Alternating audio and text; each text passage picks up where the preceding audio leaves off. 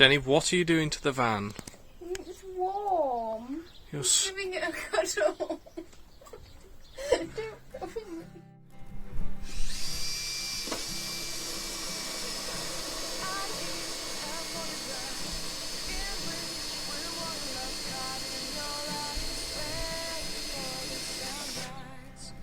Tick, tick, tick, tick. Through!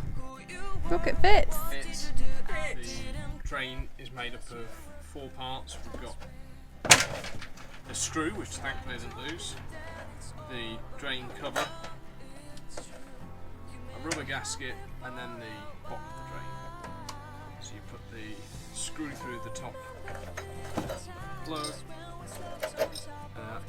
then the gasket, then the drain. It threads on there. Now we're not going to do ours at the tight yet because I haven't worked out exactly what angle we need it at for the waist.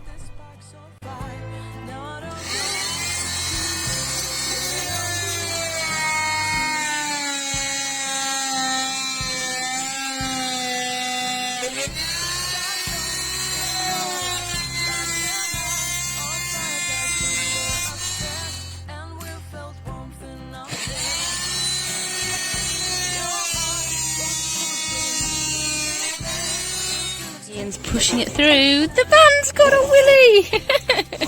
Here's a bit of a mock-up of the shower tray and the drain on it, because I haven't seen that elsewhere. So, the shower tray is I think it's HIPS plastic, so it's fairly lightweight. So very flexible. So we've got a sheet of 12mm ply, which is the same stuff we use for the floor, which is going to give it its strength. Done a cutout for. And then we've got the drain screwed on, and then this will drop straight through the floor, and then we're using these timber battens to space up the shower tray so it's high enough up to allow space for that tray. So we've been building the shower tray support, and this little platform is the same construction as the floor, 12mm ply with treated battens, and that is going to hold the shower tray far enough off the floor that the drain pipe will fit under it, and it also will make the shower tray rigid. So what we've got to do now is use some adhesive to glue the platform onto the bottom of the shower tray. Once we've done that, I've put some pocket holes in the support, which will mean that we'll be able to screw the shower tray down to the ground when we're ready. So far this morning I've been working on the toilet and shower tray support, which is, it needs quite a lot of work actually to get it right with this particular shower tray and toilet setup. I've had to cut the toilet frame? No, it's not a frame, is it? I'll come back when I've worked out the real word for it. Okay, worked it out. Toilet surround. So, we've got the shower tray and the toilet surround, and they sit at different heights, and these heights have a little lip, which will make it easy to seal. And the reason for the different heights is the design of the toilet. So this is a Thetford C23 or something. And here you can see we've got this step here and this ridge. So the toilet surround sits into that ridge, again making it nice and easy to seal up, make sure you've got everything watertight. So, because of that, I had to get my shower tray in first. Fixed the height of the shower tray, and that was based on the space I needed underneath it for the drains. Let's just have a quick look at that. Under there, that's the drain. There's a cavity here. One of the things I'm going to do, now I know exactly where the drain's going, is fill in the extra space with insulation. So there's a whole load of space here that is filling up. Now we've got that, we can drop that in the right place. Then we needed to hang the toilet surround in free space, exactly in the right place. So I figured out the height at which I needed the surround to sit at, and the difference between the surround and the base for the toilet to sit on. I then had to make some sort of holder support for it. This job just makes a lot more sense to do it in timber, so that's what I've done, using the same plywood we've used for the floor and the same treated battens because we had some left over. So you'll see we've got lots of support so that when you are sat at the throne, nothing's flexing underneath you. This will then get screwed down into the floor. Then the surround can sit on top. So I put a bit here because this part of the floor theoretically is, this part of the support is theoretically wide enough for someone to put a foot on, and if someone stood on this and it wasn't there, you're going to crack it or break the seal, and then you're going to get leaks.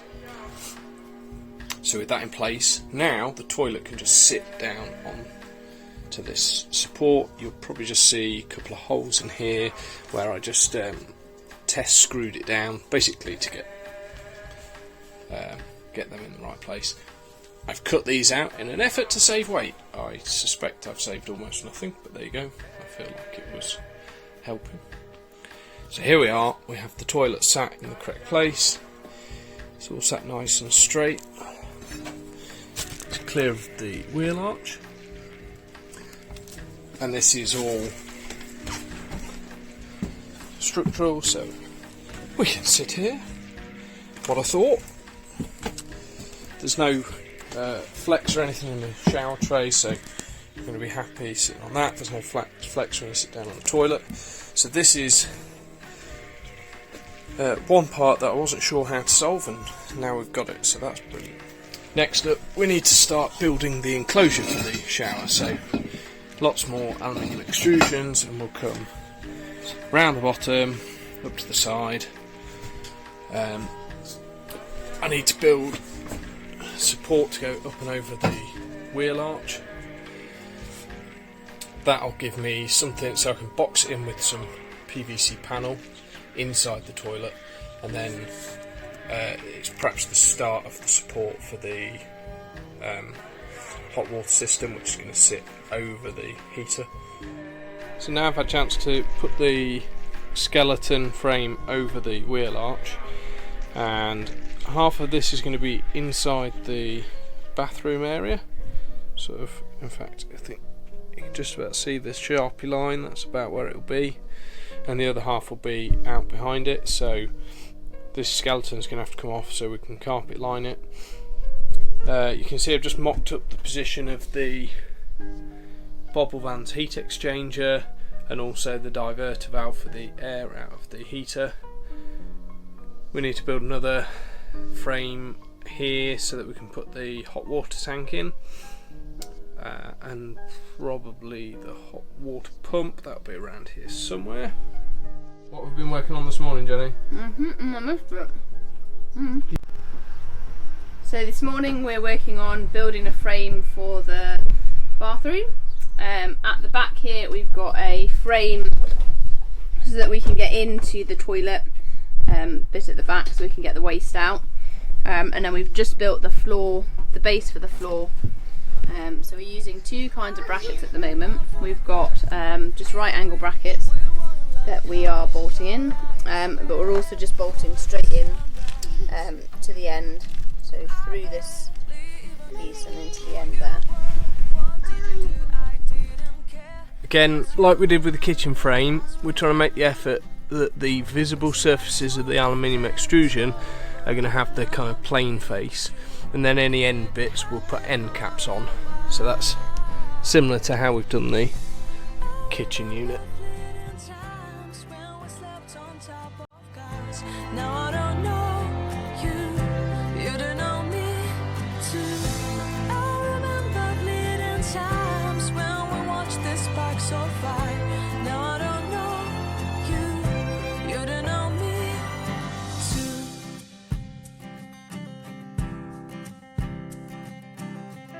Stars shone in our eyes like the lights of fireplace. We were obsessed and we felt warmth in our chests. Your heart was full of dreams. It made you feel extreme. Give me a sign.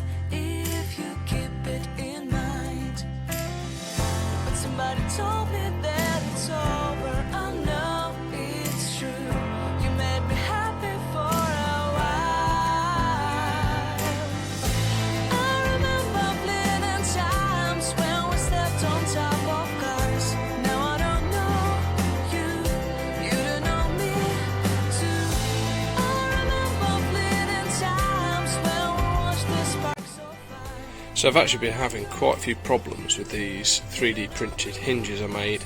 I knew they weren't very strong to begin with, and they don't need to be very strong because they just need to hold things in position while I'm putting it together. But I have basically one of these fell yesterday while they were both attached before they were screwed into anything, and it snapped both ends. On top of that, I changed material because the material I had on the printer ran out, and the new printer wouldn't print. The new material wouldn't print in the same way, and so it was. I couldn't even kind of break them from their fixed 90 degrees that they print in without them snapping. So I had to go redesigning them yesterday, making them a bit faster because they don't need big long lugs on them. They just need a little tap to stop them rotating. Increased the clearance between them, and I seem to have been able to print them off. Now this won't stop them being relatively brittle, but I think now that I know where to be careful and how brittle they are, I think if I'm careful with them, I should be alright, they should work. So whilst I've been working on this, I've decided I need to change the design slightly. This little pawl, I don't know why I didn't think of this before, but I'm going to have it go all the way across, which will help support this vertical piece to be the correct distance apart here to match that side there. Then we're going to tie this to the wall here, so this little rib is thick enough that I can get a riv nut in it, and then I can tie that back to this, and that'll hold that vertical piece solid. And then I can do the same thing I did before of having a hinge, angled piece, and then angled piece and a hinge there, tying it into the ceiling. So the overall shape of the toilet and shower frame is now completed. It's tied in to the ceiling, to the walls, where else? Down there, up into the ceiling, and it will be screwed down to the floor. I haven't actually done that yet because I don't need to. I thought I'd take this opportunity to show you how these kind of mounts all work together. So this corner you can see is offset, and then this is a panel mount, and you should see that it's either flush or this corner back is slightly behind, and that means I can have the panel mounted just slightly inset from this frame, which should give it a really nice finish. It'll be a little while before I get around to doing the panels, but I just thought I'd show that because it's come up in a few questions. This week's been a pretty good week. I've had the week off work, so I've been able to work on the van. And it's gone really well, sorting out the toilet and shower unit, although I have made a couple of mistakes, which is irritating, and let me show you that now. So when I was originally building this, kind of had to start from the shower tray and then led to the toilet, and I built a support for the shower tray, but I only supported the base of the shower tray thinking that's the only place we'd stand. The other day I stood on this and I've broken the shower tray, and that is very annoying, but I thought I'd show you so that you don't make the same mistake I did. I've ordered a new shower tray. It just is what it is. Sometimes you make mistakes. In the grand scheme of this whole project, it's not the end of the world, but it's just frustrating. I'm going to try and cut this shower tray off because it's glued onto the plywood. If not, I'll have to make a new base for it. Other bits that aren't perfect but I think will be okay for now are some of these hinges. I think this one looks slightly skew, which probably means that it's broken slightly, but it's all rigid because the frame's bolted into the wall, so I can probably leave that, although at some point I need to pull this frame away from the wall so that we can get all of our wall carpet and stuff on, So if it breaks at that point, I'll have to take that part of the frame apart and put a new hinge in.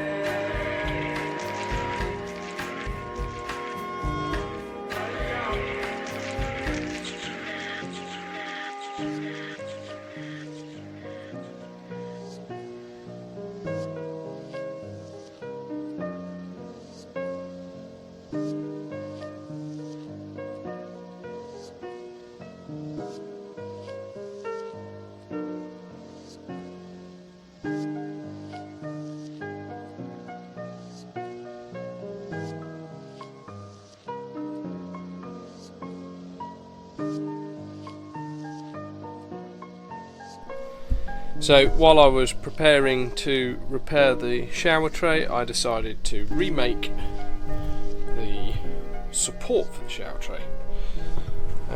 This one, if I just hang on a sec. So this is the old shower tray, which I did manage to remove from the other one, but this will be going in the bin anyway once we've got the new one.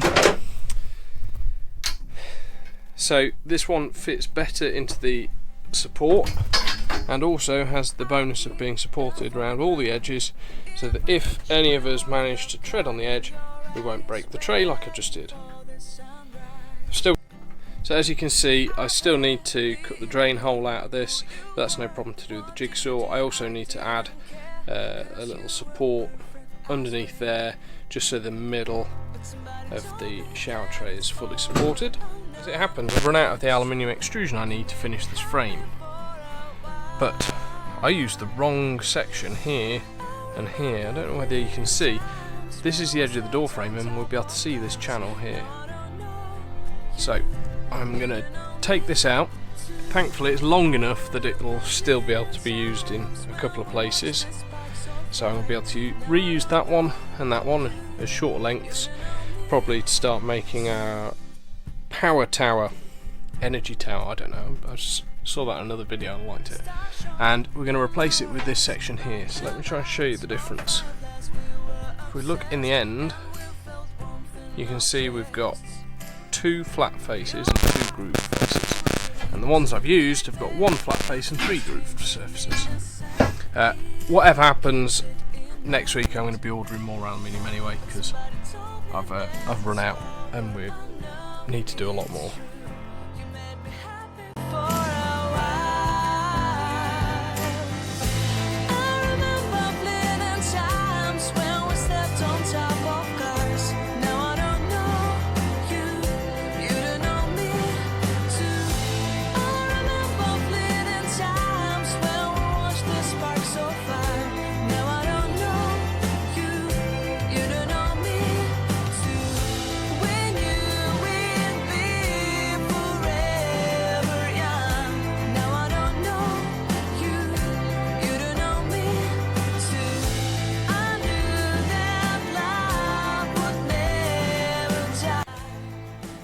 So this is the latest revision of the frame for the toilet and shower.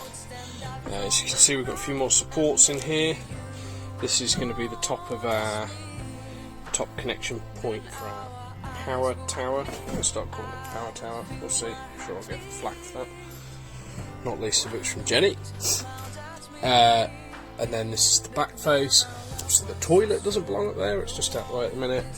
I've just been sorting out the replacement shower support, so it's now got its drain, and I've put the insulation in the floor. Once the new shower tray comes up, I can glue that down, attach the drain pipe. Toilet support, we've seen that before. The only bits missing from this frame now are the cross supports for the front face. So it needs one there, and then a top rail and a bottom rail. I haven't done them yet because I want the door, because I want to see where the door fits so I can make the door opening as big as possible. So at the back here you can see we've got a couple of templates. I think we've made 3 templates so far, and these are going to be for the plywood. The plywood's going to screw onto these brackets that are faced inward, so we've got an outward facing and an inward facing. The plywood's going to bolt to those brackets, and then we can glue the shower panels onto them. And that'll be all the way around the inside. So that's how we're going to do the internal face. The external face is going to be the aluminium composite panel, and that will bolt onto the outside brackets, which will be there and there. I've got to measure this angle accurately, and then I can print some brackets at an angle that will allow us to connect the panels on at an angle. That's the beauty of printing these things. I can just design a new one. Sorry about the headphones. I think this is going to be the best way of having the mic work because we're having so many issues with all that silly clicking noises. So, we've had a really productive week. Both Jen and I have been off work for a week, and so we've made some really good progress on this. It's been pretty iterative, building bits, adding bits, having a look, breaking bits. But yeah, this is a major part of the internal structure of the van, is this shower room, toilet room, and so I'm really happy with how far we've got with it. There's obviously still a long way to go, so this will just be part 1 of the shower and toilet. I hope you've enjoyed it. Please do like, comment, subscribe. We're on Instagram, come find us on there. Yeah, thanks for watching.